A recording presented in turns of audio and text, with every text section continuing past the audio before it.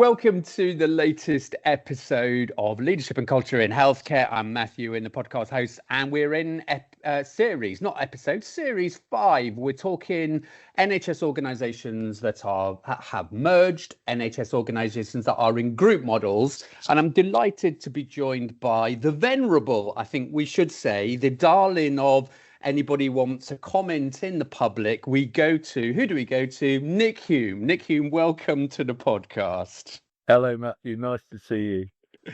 Nick, tell us which organisations you lead and give us a potted history of Nick Hulme and how on earth he came to be leading a successful organisation in Suffolk. Thank you. So I've got a career spanning over 40 years in health and care. I left school with no qualifications or very little. Started as a porter at the Middlesex Hospital 45 years ago, and have done huge amount and very, very lucky, very privileged to have had the roles that I've had throughout the NHS. So I spent about 15 years working with patients and clients. And I then spent about 10 years working in HIV and sexual health. So that was the move from working directly with patients in the mid-80s, late 80s with HIV and AIDS into then managing sexual health services, and then went to King's to lead sexual health services, and then became general manager of medicine, where you remember you and I first met, where I gave you your first job in the health service that I remind you of regularly. It was an important day in my life, one that I really think of the kind of sliding door moments of what if I'd gone a different route and not met Nick Hulme. I'd like to say you're the only person that's ever said that to me. So then I was at King's for 10 years, as I say, and then did 3 director of ops jobs in Ashford St Peters, and then at Northwick Park, and then Buckinghamshire, and then became chief executive at Croydon in 2007. Did a couple of years there, and then came up to did a year at BHRT, and then came up to Ipswich 12 years ago now. And originally it was just Ipswich Hospital. We then acquired the community services of Ipswich and East Suffolk. Colchester had been in special measures for several years, and we were asked to go and take over the leading Colchester about 8 years ago. And then we set ourselves an ambition of trying to to look at the options, and then took the decision to merge, and we managed to do that within just over a year, which I think was one of the fastest mergers. And we've been merged now for about the last 7 years. And during that time, we've also acquired community services in North East Essex.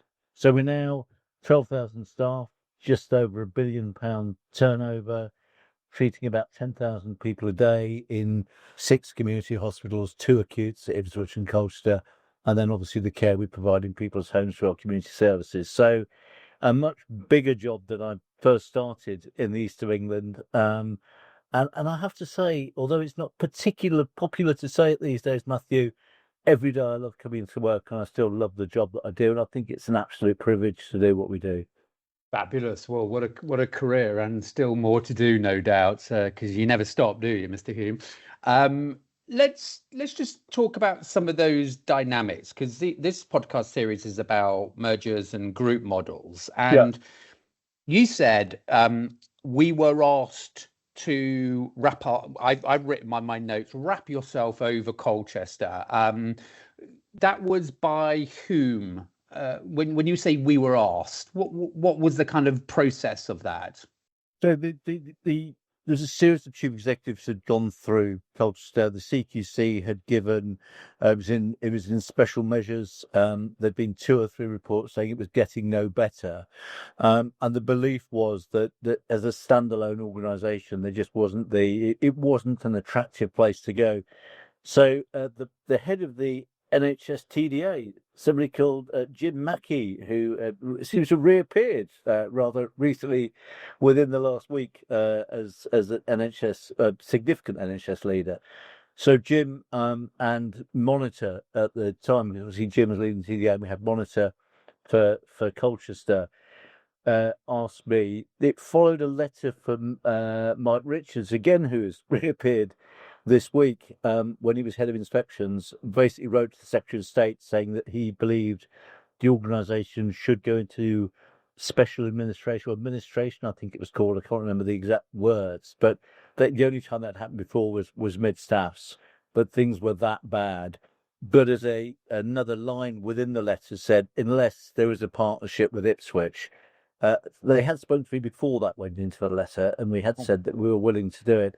But interestingly, I think this is important. Initially, we were asked to go in and buddy Colchester, and I was very clear at the time that that would have been really difficult because without frankly, the authority to make change.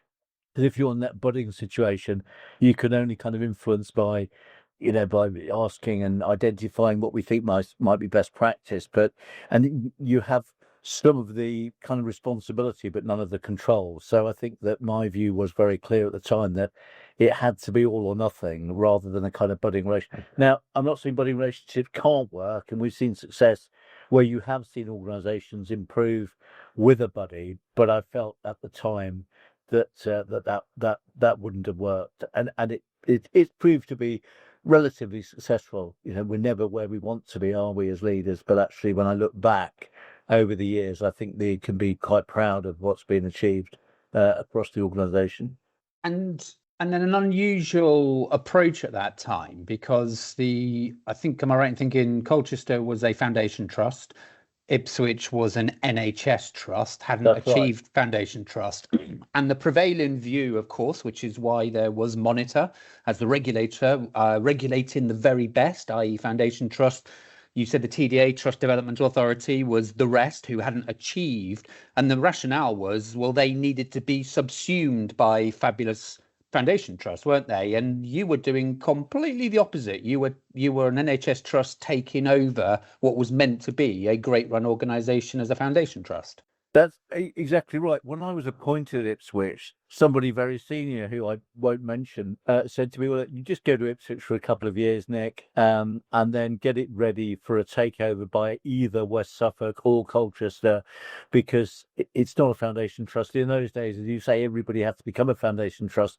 Ipswich couldn't have done it on its own, both in terms of clinical and financial sustainability. So the idea was that we would be taken over by either West Suffolk or Colchester. But it hasn't worked out that way. It made the merger quite difficult, actually, because technically Ipswich had to be acquired by Colchester, which was quite a difficult message for the staff at Ipswich, who perceived themselves to be the better of the two. Now, clearly, in some aspects, we were doing things better in Ipswich than we were in Colchester. But equally, there were some aspects of care that was delivered in Colchester, despite being in special measures for 4 years and regularly described by the then Secretary of State as being the worst hospital in the country, who actually didn't think much better than we were at Ipswich. So those, the narrative or the mantra that I used a lot in those early days was, we'll take the best from both and replicate. So, but you're absolutely right. It was very much in the opposite direction to where the national trend was, which was successful FTs acquiring failing NHS trusts. And then just talk us through what I think is a really important dynamic there. This aspect of just go in and work alongside, buddy, help out kind of, Nick, versus obviously what you argued, which is no. Actually, unless I have accountability, unless I have responsibility to make change, it ain't going to happen. Why do you think that was being argued at that point? Because, as you say, if the CQC was saying this was an organisation that potentially were one of the worst in England, according to them and the standards, that's a really serious place to be in. And yet the regulatory world was talking about much softer buddying alignment. Did you understand it at that point or understand the rationale? I think sometimes, although regulators can appear to be quite bullish and everything else, I think sometimes all of us, I'm not blaming anybody, we shy away from the really difficult decisions because the political implications of, and there was huge noise from one or two of the actually ex-local MPs, not the MPs. This idea that a local organisation will lose a sense of sovereignty, a sense of place, because the people from Suffolk are going to come in and run things differently. I was I was at one of the first council meetings, and as you know, Matthew, you've been through this yourself, that you get hauled in front of scrutiny committees and health and wellbeing boards and all sorts of people to explain what's going to be different.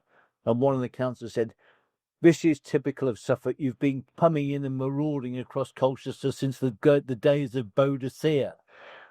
And my immediate thought was, it's time you got over that. Well, actually, my immediate thought was, I think you'll find it was Boudica, but I thought that would probably. So I just smiled sweetly and said nothing, which, as you know, is unusual for me.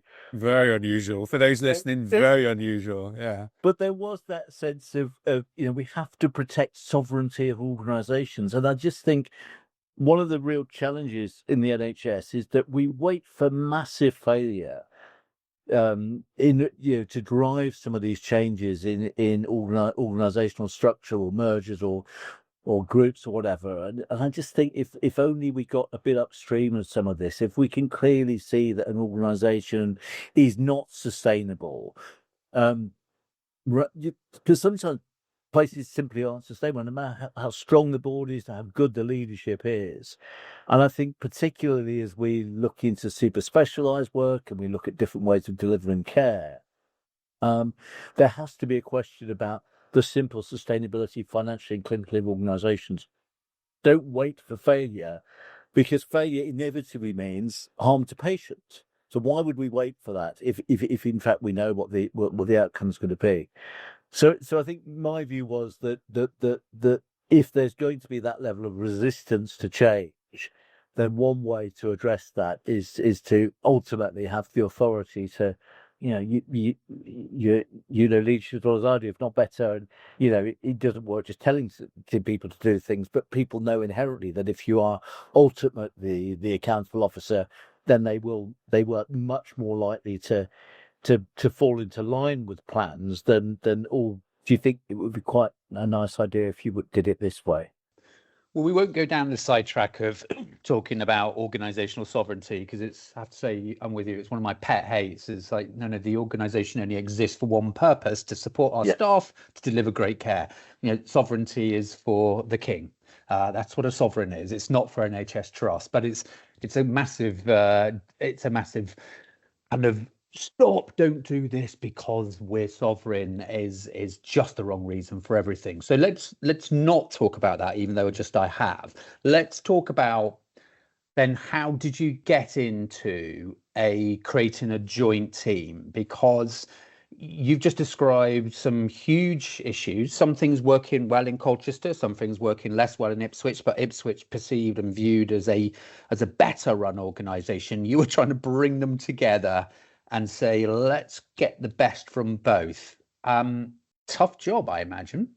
It was tough. One of the benefits was, because it was such a difficult place to work and therefore attract good staff, some of the exec directors were in interim roles, were temporary, so it was a relatively straightforward conversation in terms of basically shortening contracts.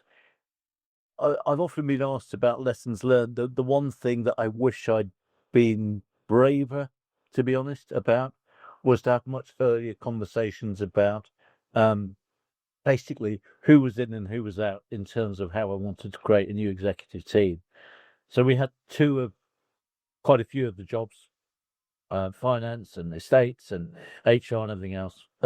Now, the risk is that you try and perhaps play with politics. You're very aware of the optics, that you don't want all of the exec leaders to be from one organisation. You want to have a mix, but actually that's not always the best way, because sometimes you know your team well. They might not be brilliant, but you know them, you trust them, you know how they work, you know their strengths and weaknesses. You're going into a team that you don't know, and indeed some of them were excellent and they're still here, but everybody knew that at some point there would be one finance director, one HR director, one estates director, one CMO, one CNO. And I had a pretty clear idea about where that would probably end up. And recognizing that there were processes that had to go through. And how But long, Nick, when you say it's one of the areas where you look back on and think, could have done that quicker. How long did that process to create one executive team take? it took a year because Right. we went through the process of a strategic outline case, looking at all the options of merger. I mean, I think everybody could see from space that it was going to go in one direction, but clearly we went through a process of, do we just merge back office functions? Do we just have clinical networks, right through to, do we completely merge and become a new organisation? Obviously, that's where we ended up. But during that year, although everyone knew where it was going to go, it was difficult to keep both executive team motivated, because, and of course, inevitably people are concerned about their futures, their reputations.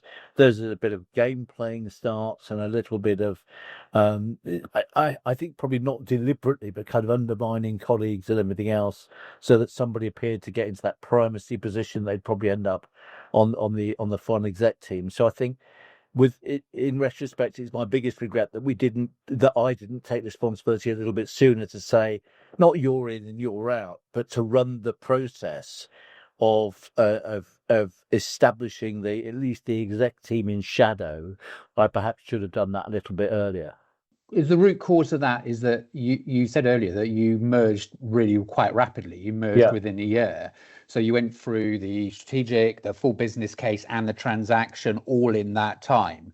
Would the approach of having a stable single exec team earlier would probably have meant that you'd needed to take longer on the practicalities of merging, I guess? Yes, yeah, probably. It was a trade-off, I suspect. Yeah. I think, but so I think you're probably right. And then you've been through the process yourself. At the time, of course, we had the CMA. It was in the days when you had to negotiate with the CMA, and I remember just explain to people what the CMA and why that was important. So it was the Competition and Markets Authority. Competition and Merger. Thank you, Competition and Merger Authority. So it was because it was a merger, and then effectively, in theory, creating monopoly of healthcare. Then we had to go through that to prove that we weren't creating monopoly. I've been in the health service a long time. I know it's a monopoly. And just to give you some idea, Matthew, about how balmy it was, I remember being called to some office in the Treasury to explain what we were doing, and that these very, very bright but perhaps less experienced people who were very, very concerned about competition, and they went through, there's competition from the north, there's competition from the west and the south, and what about the east? I said, well, as we're on the coast, I'm not too worried about Holland, but but it just kind of summed up for me. You couldn't help yourself, could you? No, I could. No, you know me well. But it just kind of it was a bonkers process, really. But it was again, it was something that delayed, and thank goodness that's been removed from any potential mergers going forward. And at the time, there were other models around, weren't they? So Dave Dalton up in Manchester wrote the report on group models and working in a different way. Was there any other real option other than a merger for you, or were you seriously looking at different kind of corporate vehicles to kind of cover the two hospitals? I think we very, very quickly moved to the idea that it would be a merger. I mean, if you just look at the kind of size, almost exactly the same size. So although in terms of, as I said earlier, one was an FT and one wasn't, one was seen to be successful, one was seen to be failure. But of course, there was a lot more beneath that actually proved that wasn't the case. Because they were effectively two equal partners, then that a merger felt appropriate in that sense. And I think for me, one of the conversations we had as part of this was, I was also at the time leading the STP, and if you remember those days when we had money, STPs were allocated cash for clinical reconfiguration. So what I could see was a real opportunity there of trying to capture some of that resource. The only way to do that, I thought, was to have that merged organisation, so we could genuinely and relatively easily create some of that clinical reconfiguration.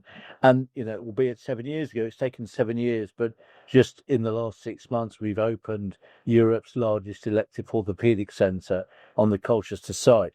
Now, we simply wouldn't have been able to do that had we not merged, because the orthopods at Ipswich would not have given it up. The orthopods at Colchester would not have given it up. The fact we'd merged meant effectively we could work that, negotiate that from a very different space, and then generate the capital to open this fabulous building, which they opened very recently. So for me, that's a real tangible, massive benefit to patients locally that I don't think we would have achieved by any kind of group model without that authority, effectively, to take decisions on behalf of both communities, both hospitals. So you've used that example of orthopedics. So it's interesting. You've done that under the radar, haven't you? And which is unusual for you, because I started at the beginning that you are the go-to doyen of news. You must be on Hugh Pym's fast mobile number service, but you've on the radar to create Europe's biggest elective hub is quite remarkable in such a short period of time, and get to orthopedic teams, anesthesia teams, all of those things together is fantastic. How did you do that culturally with the team? How do you said earlier you wanted to get the best from both, but what did you do to kind of engender the approach and break down the opposition? So I think for me, it was being very, very clear about what the ambition was, and always talking about the difference it would make to patients. So I think that sounds a bit trite, Matthew, but it really was about, we've all got orthopedic weights that you can see from space. And then talking to the orthopedic colleagues about, what are your frustrations? And of course, it's cancellations, it's lack of appropriate space, it's the risk of infection, it's not having clean theatres. And so being able to say, look, we can address all of those concerns. I think there were 30 public meetings, and what was interesting was that I think probably 95% of patients, when we demonstrated the advantages of a protected elective orthopedic space, the size and scale, the state of the art equipment and what have you, the patients were saying, well, where do we sign? I'm not pretending there wasn't and still isn't clinical resistance, but it was really interesting. So I did a piece of work looking at just basically a survey of clinical staff, obviously not just orthopedic surgeons, but our scrub nurses and our recovery nurses and our physios and everybody else, saying, do you think this is a good idea? And it was kind of split down this was the Ipswich site. It was kind of split down the middle. And when I looked, I thought there's no obvious rationale for this. And then we looked at the postcodes of the staff. And the staff that lived north of the Orwell Bridge, and anybody that knows the east of England knows that the Orwell Bridge is a great bridge when it's open, which it is most of the time, but when it closes, the east of England grinds to a halt. So people that live north of the Orwell Bridge didn't like the idea thought it was a dreadful idea to have an elective orthopaedic centre. People who live south of the Orwell Bridge thought it was a brilliant idea to have an elective orthopaedic centre. And of course, that we have to recognise people have lives, and there's always an element of self-interest. But it was being very, very clear. We did have the blessing of the time of having Dame Claire Marks, who, albeit was no longer working at Ipswich, but was then the president of the Royal College of Surgeons, and then became chair of the GMC. So Claire was behind the scenes working with very hard. Sadly, we lost Claire a couple of years ago to pancreatic cancer. I'm delighted that we've called the building after Dame Claire. So that was probably the biggest battle, all you and Claire, that we could call the building after her. But I think just having those really senior clinicians working behind the scenes, just, taking the people to one side and everything else. And, once you got the drawings out, once you started talking about scale and everything else, it's not been easy, and we've still got resistance to it. But I think it's the way forward. I think, we're being able to I suppose, again, if we are going to talk about significant clinical reconfiguration, if we're going to talk about bigger surgical hubs, if we're going to talk about separating elective, emergency, hot and cold sites, my belief is, and in my experience, the only way to do that is to have one decision-making authority at a board. Otherwise, it's really, really tricky. Yeah, if you've got it spread across two sites, Yeah. you're never going to get that commonality or view. And so orthopedics is one area, but as you described at the beginning, your trust that does all the normal things at a district general hospital, plus some, as you've just been describing, some tertiary elements. But you've also got community health services. So was the approach and the culture making for your geriatrics, your general medicine, your pediatrics, your care at home teams similar than you took with orthopedics, or did you have to take quite nuanced approaches for different staff groups, bringing it all together? Very different, very different. So just in terms of the way we structured originally, so we had cross-site divisions. So I think we had 5 divisions cross-site. Very quickly, we split medicine into 2 separate site-based divisions because there was so little commonality between acute medicine and ED on both sites. And look, we're still in this process 7 years on. We're constantly looking at, is there a benefit for bringing services together? One of the things that I was very clear on from day one, I think my first interview of many with the East Anglia Daily Times or Look East or wherever it was, saying, will you move services? And I said it will have to meet 3 criteria. Firstly, does it improve access? Secondly, is there a strong quality argument? And thirdly, have we got the workforce to provide services on both sites? So that test, we keep coming back to. We could clearly demonstrate it with the electro-orthopedic centre. We've moved some relatively small services onto one site, often driven by workforce. Now, I think in a world of kind of productivity and further financial constraints, we will be looking at maybe some of our specialist emergency surgical services. Do we really need an out of hours urology service on both sites? We've got a HASU on both sites. That is that appropriate? I mean, it works at the moment, but then you look at the pipeline of stroke physicians coming through and you just think, is that sustainable? And of course, we've got West Suffolk as part of ICB, so thinking about what opportunities there might be in terms of working with West Suffolk. So that's the criteria we used. One of the other, you mentioned culture there, Matthew. We were under quite a lot of pressure from various regulators to create an ESNEF culture, to talk about the trust. And you know the East of England relatively well, but for those both of your listeners who doubt, I'm sure there are more than 2, both of your listeners who perhaps don't know. Well, there's me and you now, so we're doing well, exactly. Nick. We're doing well. Yeah. For the East of England, Suffolk and Essex could not be more different counties, and they are hugely different in terms of the culture, in terms of the wealth.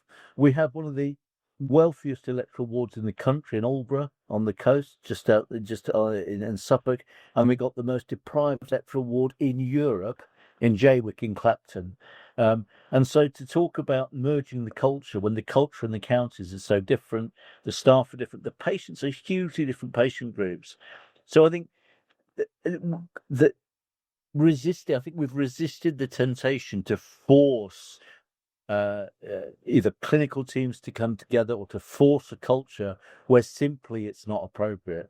ED at Colchester is a million miles away from the ED at Ipswich. Well, actually, it's 12 miles away, but culturally it's hugely different. So I think one of the things I often say is be clear about the rationale. If you're going to merge or bring together clinical teams, be very clear about the rationale and don't underestimate the challenge that'll cause.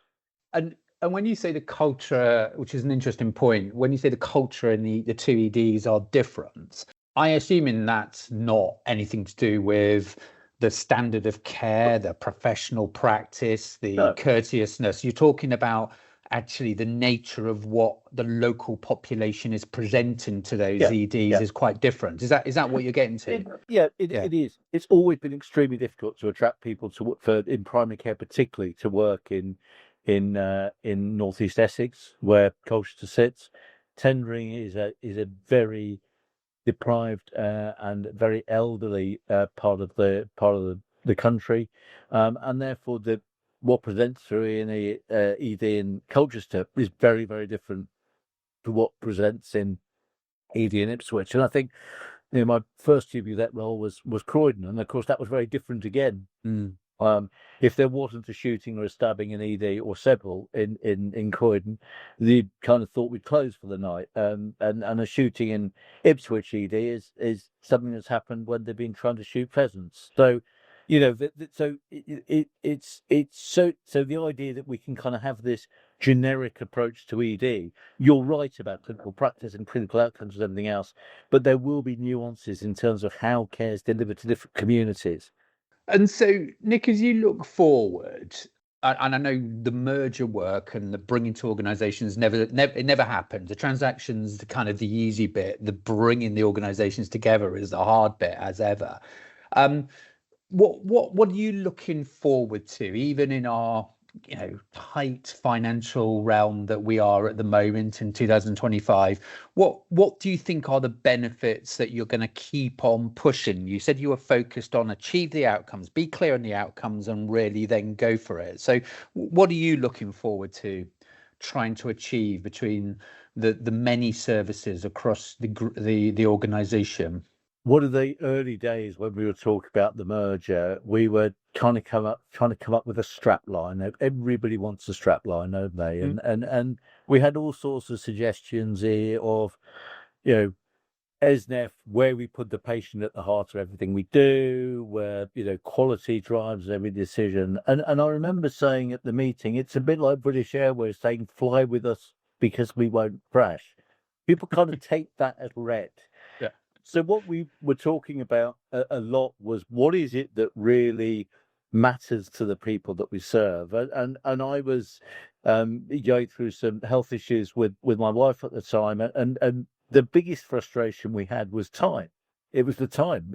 It turned out we didn't have much time, but the wasted time, whether that was an appointment you didn't need to go to because they could have picked up the phone, whether it was sitting in, So partly because what was going through personally, but and what we came up with was the if you like the strap line is time matters. And so whether you're talking about, so say, elective orthopedic weights you can see from space, whether you're talking about talking to actually a patient this morning in outpatients who's a self-employed builder who had to take a day off and lost £600 to come in for an appointment where we told him everything was fine.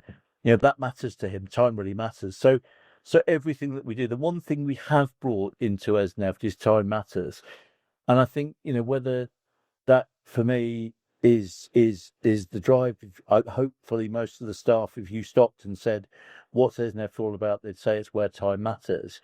So I think for me, our next development is to really think about, in terms of the 10-year plan, we have the opportunity to be more flexible around care because we have believers in the community.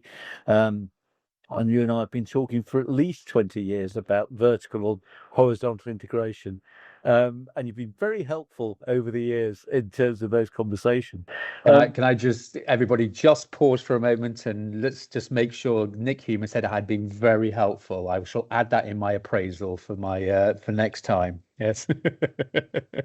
Well, I do remember, Nick, actually coming to talk to your board at Ipswich, which you asked me to do when they were thinking about could they take on the community services, and saying, and it's on the same ilk, is actually your whole perspective as an organisation will have to change because you become responsible for the whole kind of health of the population, except for the specialist areas of primary care and dentistry, etc. And that's a massive undertaking and culturally different, and you have to do it. And it's interesting to listen to you then turn it even further now, saying actually what this is all about is improving our customer experience, because time matters is actually saying let's stop wasting people's time and do the right things, which I presume has a direct link in your mind and the team's mind into actually it makes us more productive as well. Yeah, it does. I mean, that the simplicity and yet the incredible complexity of time matters is something that kind of drives us, because it's also about valuing the staff's time as well. We've been really lucky to be able to invest in Epic, so we'll be launching what everybody tells us is the world's best EPR in October later this year. Really to make time matter for staff, make it better for patients. And I think, when we look at the 10-year plan and we look at that, sort of the three shifts, analogs, digital, hospital to community, and illness to prevention, again, this is about time matters. So the real simplicity of that message, valuing staff time, valuing patient time, it's the only commodity we can never replace. And people immediately go to, oh yes, that really matters because, people at the end of their lifetime really matters. But actually, it really matters. To the gentleman I spoke to today, he said, you've just taken 500 quid out of my bank balance for an appointment. It's a complete waste of time.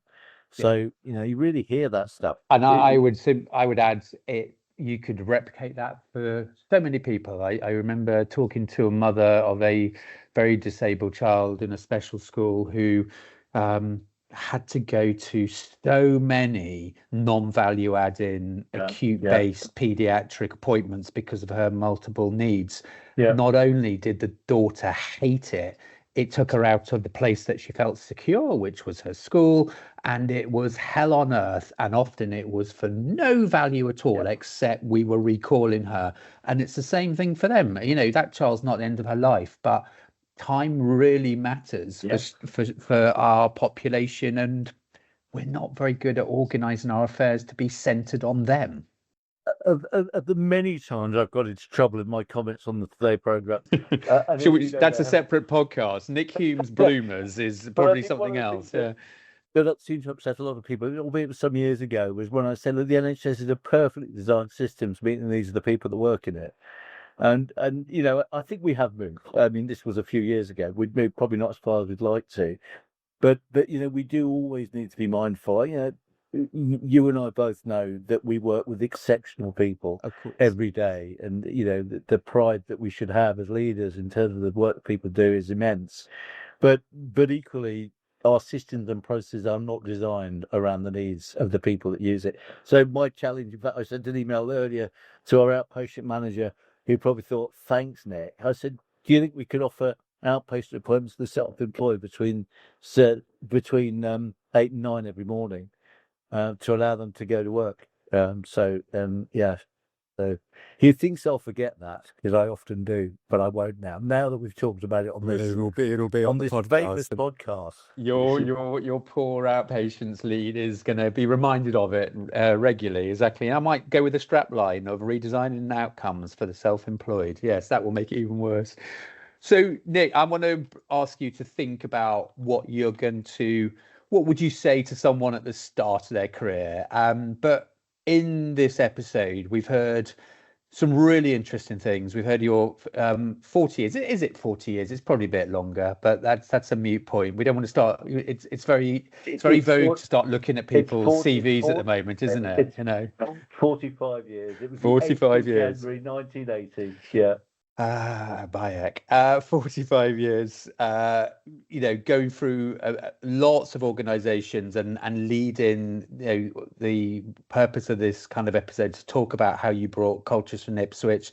It's fascinating to hear about, that reminding us of that world when the regulatory realm was so more important and conscious. You talked about, the CQC almost going into instruction against Colchester, both the Trust Development Authority and Monitor heavily involved in the future, something we rarely hear about nowadays, do we? Which I'm sure there is a purpose around that. You taking over, developing a team, the regret of maybe not getting a single team together, but then driving real change. And I think it's really thrown through that you have to really be focused and keep going on the outcomes and the promises that you make, because actually those are about designing things for the benefit of our population, our local customers. And then you were getting into, future of really being customer friendly, really getting what actually is a tailored health system for everybody's needs. Self-employed person having the right access to their care, so it doesn't get in the way of them being an employee themselves, and make sure that they're productive in life. Final thoughts, Nick.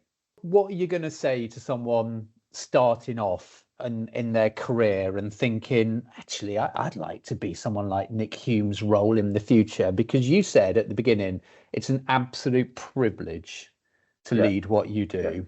And that shines through in everything that you say. But what advice would you give to someone to kind of, so they in 40 years says, yeah, it's been a privilege to lead? I think always be curious. Always kind of don't accept the first answer as being no, and spend as much time as you possibly can listening to the real lived experience of your patients, of your staff, because and I know we always say it about visibility and about being out there, but all of my best decisions have come from a conversation with a member of staff or a patient. I haven't had an original idea in my head. I might form them differently. So I think that would be key.